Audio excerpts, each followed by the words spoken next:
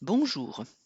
Lorsque nous lisons un article, écoutons une émission de radio, il arrive que le sens de certains mots nous échappe, surtout si le sujet abordé concerne un thème spécifique en astronomie, un domaine spécialisé auquel est associé un vocabulaire particulier. Si nous ne possédons pas les bases, nous sommes vite noyés dans un imbroglio de termes incompréhensibles. Écoutez plutôt cette suite de mots. Aphélie, périhélie, apogée, périgée.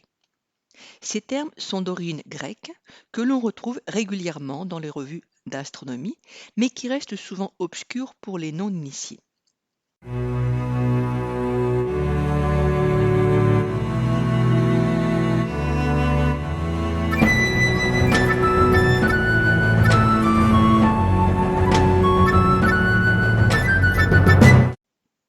Un premier constat est à faire. Les mots périhélie et périgée commencent par péri, c'est-à-dire autour d'eux. Pour mieux imager mon propos, pensez au périphérique qui ceinture Paris. Quant au terme aphélie et apogée, le début du mot apo, signifie loin. Faisons maintenant un deuxième constat. Périgée, apogée ont une terminaison identique, G, voulant dire terre. D'ailleurs, lorsque l'on évoque l'histoire de notre planète, on parle de géologie et de géographie pour décrire l'aspect du globe terrestre sur le plan physique et humain.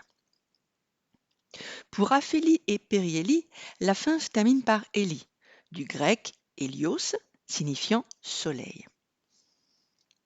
À ce propos, nous devons à l'astronome polonais Nicolas Copernic notre système héliocentrique, c'est-à-dire que toutes les planètes tournent directement autour de notre étoile le Soleil. Cette vision actuelle de notre monde n'a pas toujours été.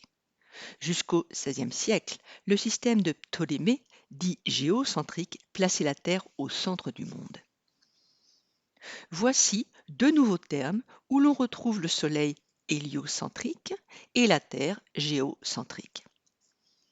Ainsi, en recherchant la racine d'un mot, en le restituant dans son contexte, nous pouvons parfois retrouver son sens même s'il nous est inconnu. Que notre satellite naturel, la Lune, soit au périgée ou à l'apogée de notre planète, que celle-ci soit au périhélie ou à l'aphélie du Soleil, cette notion de distance entre deux objets qui orbitent l'un autour de l'autre vaut pour tous les corps du système solaire. Que cela soit un satellite, une planète, une étoile. Cette distance est minimale lorsque nous parlons de périgée et de périhélie. Elle devient maximale quand nous évoquons l'apogée et l'aphélie.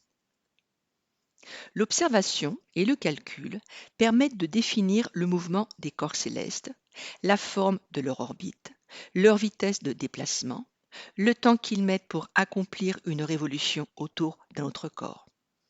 Il s'agit ici de la mécanique céleste.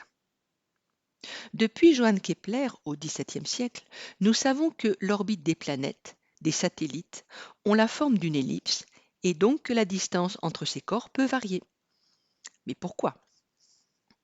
Parce que la forme de leur orbite n'est pas un cercle parfait, possédant un seul centre, aussi appelé foyer, mais une ellipse qui en possède deux, et le Soleil occupe l'un de ces deux foyers.